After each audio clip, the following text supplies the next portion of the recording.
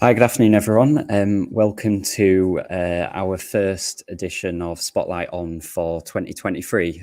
Today we'll be probably running the session for about half an hour in time length, and we'll be running through what to expect through 2023, which is quite a hard question. I've already discussed that with some of our panelists today, which we'll shortly introduce. If you've not tuned into Spotlight On before, what you should be able to see on screen on your chosen platform is a comment section where you'll be able to ask questions for any of our panelists.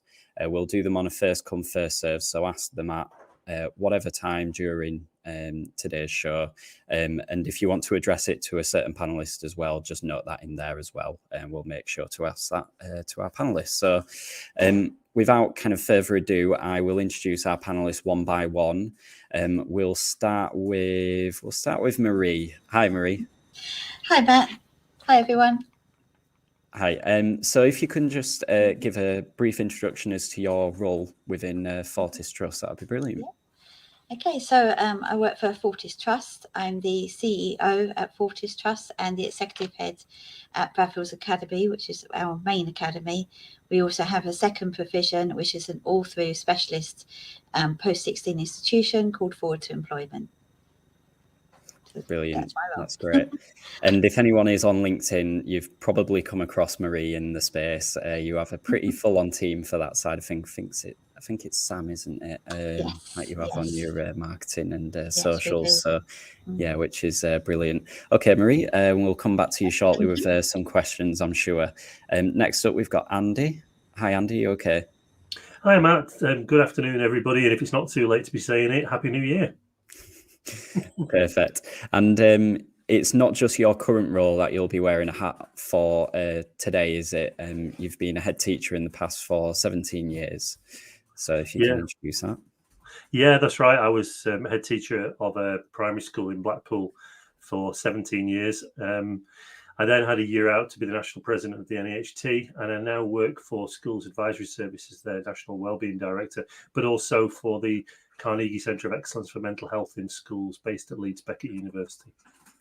Brilliant. So wealth of experience there from Andy. And last but not least, we've got Anthony, who is from one of our partners of the association, Applica. Hi, Anthony. How are you? Hi, Matt. Yeah, great to see you. So yeah, my name's Anthony. I'm from Applica.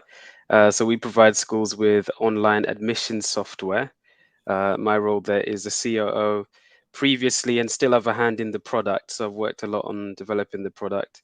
And before then was teaching in West London, teaching physics and science. Yeah, absolutely. And that's why we've brought Anthony on as well, just to wear that different hat of being in the industry and being in the school on the floor and in the trenches, so be it. So yeah, that's great. Again, if anyone's late joining, you do have your comment section on LinkedIn, Twitter, whatever it would be. I already see that we've got a compliment for Andy, which I'm popping on screen there. So, and before we even get started, we've got a question for Marie. I don't know if you just mentioned this anyway, but what size is your mat, Marie? Oh, sorry, I've got you on mute there. Sorry. Right, so yes, Nick, we're quite a small mat at the moment. We've got two provisions, so it's an all-through specialist academy, which is age 4 to 19, and then we've got a specialist post-16 institution, which is age 16 to 25. But we also have an additional service because we provide outreach to schools across Kent and Medway. Brilliant. Okay, great.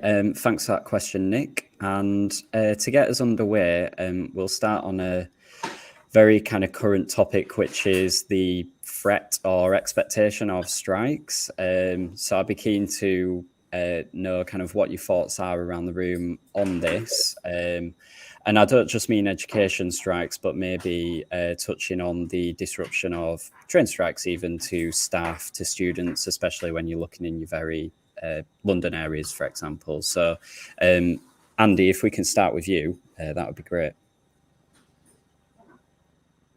It's being as old as I am, it sort of reminds me an awful lot of a previous generation where we had a lot of industrial unrest, and and actually brought down a government at the time.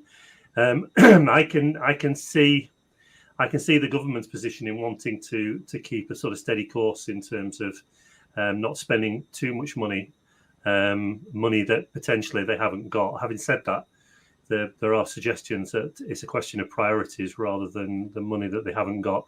But I know from some of the figures that I've seen myself that, if I was still in the profession, over the last 12 years, my salary would have decreased by 25%. And I think, in many ways, the people on this call who know teachers and school leaders know that they've been relentlessly reasonable in terms of accepting all the issues around the economy, austerity. But I think it's time to sort of redress the balance a little bit, really, in terms of trying to get public sector salaries to catch up. Because what we know is that beyond the individual issue around being able to afford your household bills and all the inflationary costs, we've got a situation here where we've got people leaving the profession in the droves. And this is about making sure that we have a profession that is equipped for the next 10 to 20 years. And we don't want the sort of collateral damage that this is, whatever the rights and wrongs of the position we're in, it is going to create a huge amount of damage and instability for the system. I think on a wider perspective, in terms of, all the other strikes that, any sort of strike has a disruption to the day-to-day lives of the people, the general public. But the people who are on strike are the general public, and they're taking this action because they want this action to be swift and to the point, and then hopefully move on from it. But at the moment, there doesn't seem to be any end in sight, but it is going to create a certain amount of instability in the system. No, I don't think there seems to be any end in sight. We're seeing what's going on in Scotland as well at the moment. I think that's due to still go ahead this week. Anthony, it would be quite good to hear your thoughts on that as an ex-teacher in West London. Kind of the impact on what you'd see with students as well, I guess. Yeah, I think, as Andy's just said, it's a very difficult time for everybody. And, I very much follow the markets, and, the prediction is, the financial struggles we have will last into next year, and the recession will only start to improve maybe the first quarter of next year. So I think the government's in a difficult situation. But I think at the end of the day, nobody really wants to strike. Teachers do not want to have to leave the classroom. But sometimes that's the last option you have. And, it's been unprecedented what's happened. If you were unlucky enough to have a variable rate mortgage, for example, when the shock to the system happened, you're in a very difficult situation right now. So I feel like I'm in the middle. I see both sides. I see that the government can't just write, checks to everyone, because that's going to mess up the economy. But at the same time, we do need to find a solution. So I am more in favor of there being conversations, for there being negotiations, people coming to the table, having reasonable settlements. I've heard something about, like 20% increase. Obviously, that's not going to happen. But, could we meet somewhere in the middle? And, I think it does link back to something that is a touchy subject for everybody. But, the NHS, I think, has a big impact on the budget of the country. And I was seeing something like it's almost 40%, 45% of the budget, which I think is astronomical. So I really think that there is going to need to be a solution there that will hopefully free up, finances elsewhere. But I think it's going to be a difficult time for everybody. Yeah, that's a good point. I think as well, we're seeing speaking personally, but we're starting to see more personal opinions coming out now, because, as you say, it is frustrating for individuals now. We'll come to you as well, Marie, just on kind of final thoughts on that. I know you might have to tread a little bit carefully, but just kind of your anticipated impact as a trust leader, that would be really good to hear. Yeah, so I mean, obviously, strikes can be necessary, particularly when the education profession is not being listened to as they should be. But actually, I agree with Anthony. I personally believe that actually the government should be negotiating, listening, working for a solution to avoid the strikes, because obviously the impact on children, even if, a strike for a day, it interrupts education, it interrupts, examination preparation, it interrupts everything that we're working so hard to do. But, on the other side, staff have worked relentlessly, throughout the COVID period. There's been such high demands on educationalists, and it's across the whole sector. So not just, the teaching staff, but support staff, admin staff, site staff, everybody has had to pull together across all trusts to do their very best for the students and the young people in their communities. By striking, yes, it's hopefully going to get the point across, but it has that impact, and the government needs to be aware of that impact.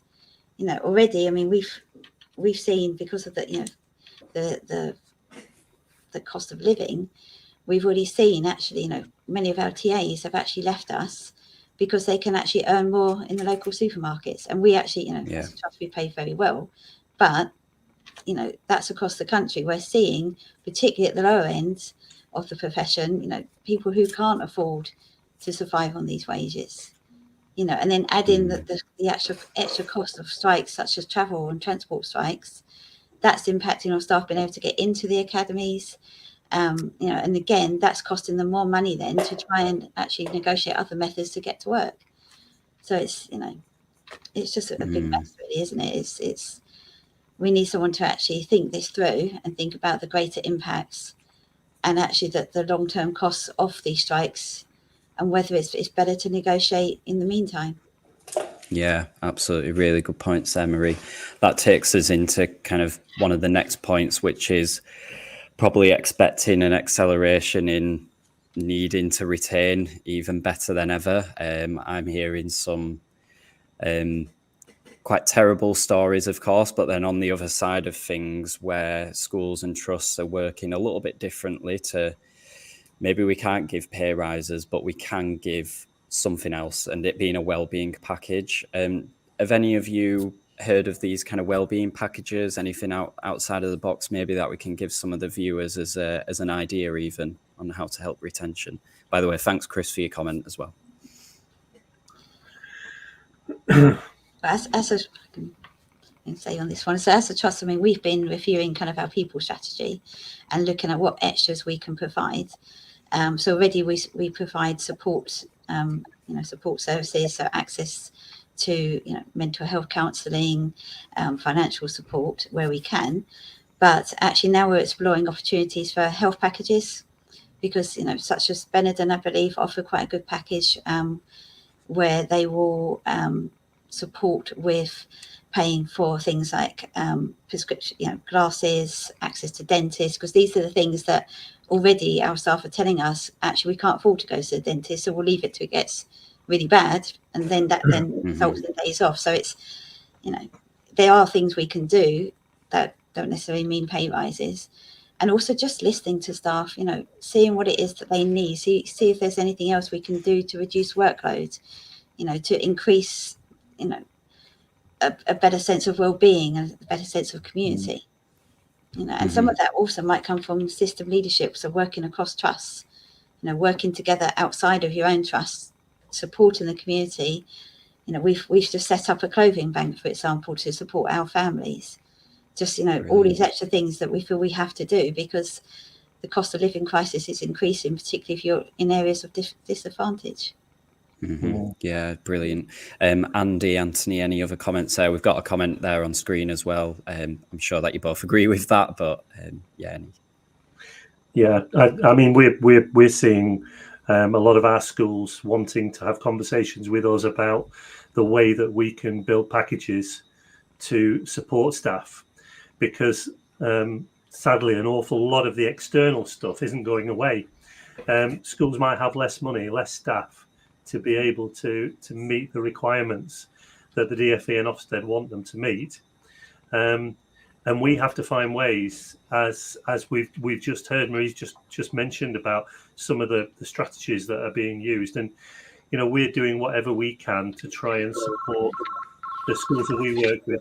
One of the things I'm saying to school leaders, and I would echo this to trust leaders, You know, I think we need to be really quite creative and courageous about the things that we ask our staff to do, because the model we've always had has been one that's always been a very academic, demanding model of our staff around the core subjects.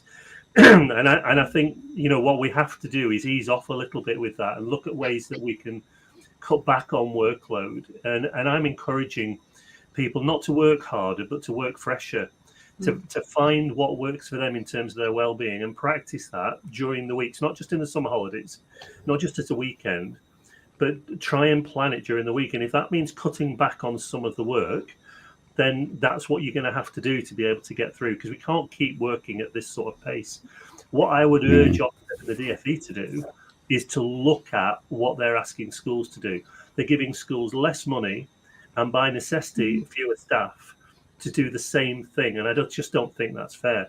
I think they need to look at what they're asking of schools and, almost as a temporary measure, just say we're going to dial down on some of these things, because otherwise we're going to keep losing people. Yeah, absolutely. And this is one of the most resourceful sectors in existence. I mean, the educators are well known for doing more with less. There's just a comment there on screen as well. I'd be keen to understand from you, Anthony, actually, being an ex-teacher, what your thoughts are if you were still in that teaching role, you know, what you would expect and how you feel like things could be improved as well. Yeah, so you know, when I started teaching, feels like a long time ago, but I mean, it was really, really difficult the first year. You know, I think I joined as part of the Teach First program, so I was part of a cohort of lots of people teaching that year. And I found the school that I landed into, I didn't get enough support. And I was working, as you said, Andy, crazy hours because, you know, I think people are going to teaching, they do it because they care, they want, you know, they want to make a difference, they don't want to cut corners.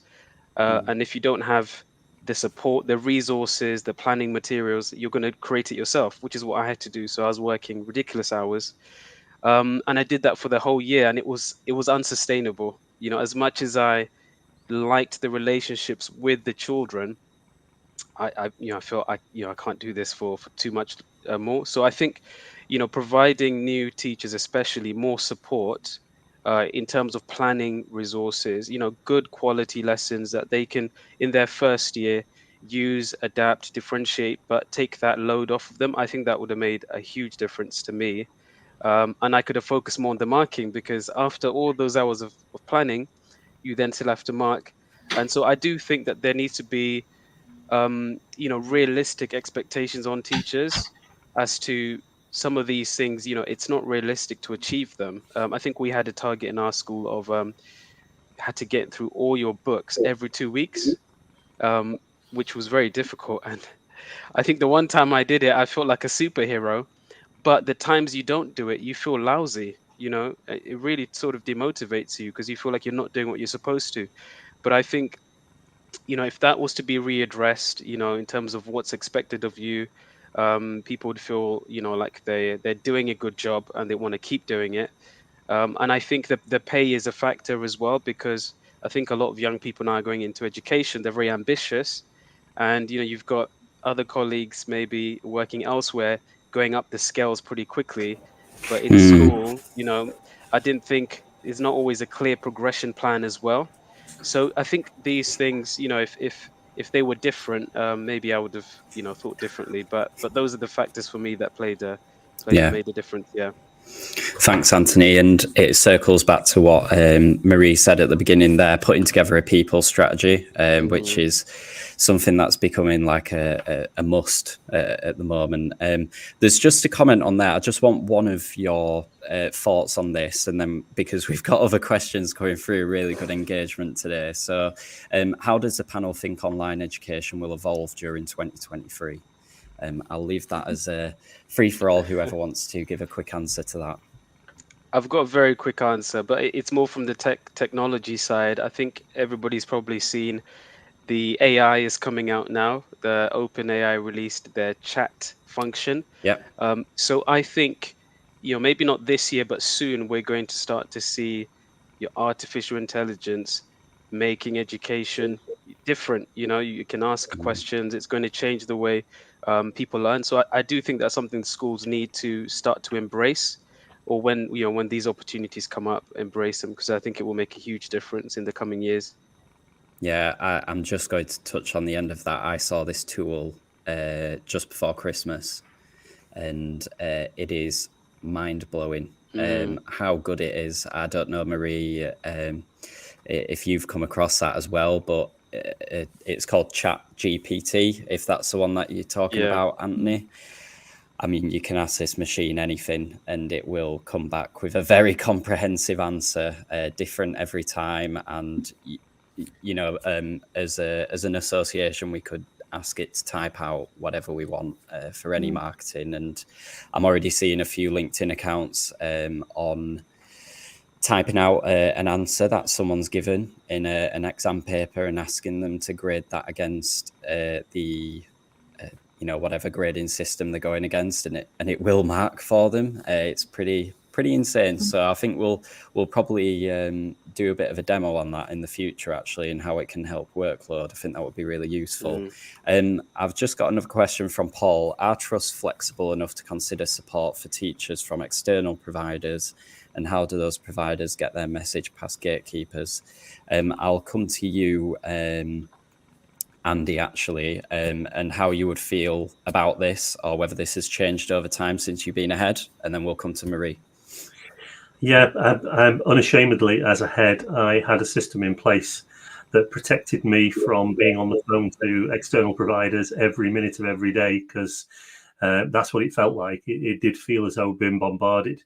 The trouble with that is that there are people who can't get their valuable message through to you, and now I'm sort of sat on the other side of the fence to a certain extent, wanting to talk to schools, and particularly the schools already buy policies with us, because there is so much benefit that a lot of schools don't realize that they've got within that policy. And of course they come to renewal times and think, well, we've not got a lot of value out of that, but actually it's getting the opportunity to have that conversation about the value that's within the policy. It is really, really tricky, Paul, getting it past the gatekeepers, as I now know, sitting on this side of the fence. I'm doing whatever I can, often at the cost of my own well-being and working long hours, to try and meet with schools who want to have that conversation. But I think it's somehow getting schools to realize that a lot of the answers are out there. It's just about having the conversation with us and extracting the full value from what you're already paying for. Perfect. Thanks, Andy. And Marie, just a quick comment on that from yourself, and then I've got another question for you to fire across. Oh, Gatekeepers in. I've just unmuted you there. If sorry, you can yes, just start again, Marie. Sorry. No, I agree. We probably do have gatekeepers in schools and trusts.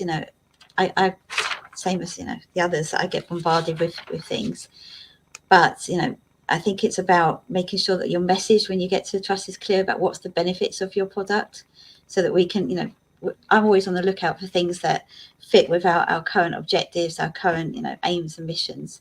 And so, if I see something, that actually could fit, I will then investigate further. I've also made it, a priority that doesn't matter who's emailed me, I now respond to say, yes, that's a priority at the moment. I'm interested, or thank you very much, but not at this moment in time. Try this person, or try and redirect, so that people aren't getting kind of ignored, because I can see from both sides of the coin how it can be frustrating for providers. But I think it's also about putting yourself out there on LinkedIn. I've got a lot of connections and a lot of benefits for the trust and for the teachers from LinkedIn, because I've come across things, I've seen people showcasing in things like this, through spotlighting their work. I've been kind of like, let's go and look into that further. So I think it's just trying to find a different way to approach trust, rather than just bombarding with constant emails. Mm-hmm. Yeah, that's really interesting to hear from the other side of things. And a question there from Ryan: how will these changes in finance impact on the provision of wellbeing and SEN provision schools? Again, I'll open that up to the room. I mean, I can talk about sort of our experience so far. So obviously, we've got mainly specialist SEN schools, For us, we are still prioritising well-being of everybody. That is, a key area of our work. I think it makes it more difficult. You have to be more innovative. You have to streamline to make sure that actually you are investing in the things that are important. With SEN, again, the work we do, we try and get the best value for money. And, my staff are incredibly innovative, as I said. So we look at ways to use the resources and stretch them so that actually everyone can benefit. I think area-wise, the investment coming into the academies, particularly specialist provisions, needs to be looked at. Even though the government have given investment to the local authorities, that's not necessarily being passed on at the moment. So, it's about trust coming together in networks to keep challenging to get the right funding into schools. Mm-hmm. Yeah, brilliant. Any other comments from anyone else, or I can move on to kind of our next and maybe last subject, because we've had quite a lot of engagement and questions today, thankfully. I think, Matt, I think the SEND funding system is broken.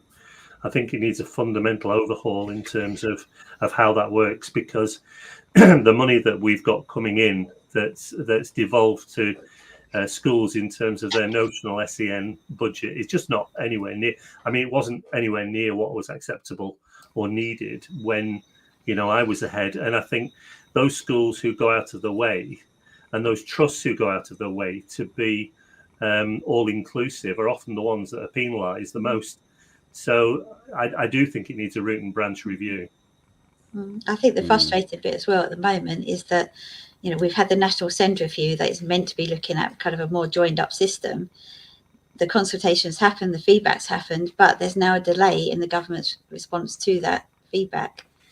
So it's, it's quite frustrating. We're, as you say, we're in an antiquated system that needs a full overhaul and needs to consider actually that there's a national increase in young people with EHCP. So, I mean, there's been almost a 2% rise this year alone. That's a huge increase. Yeah.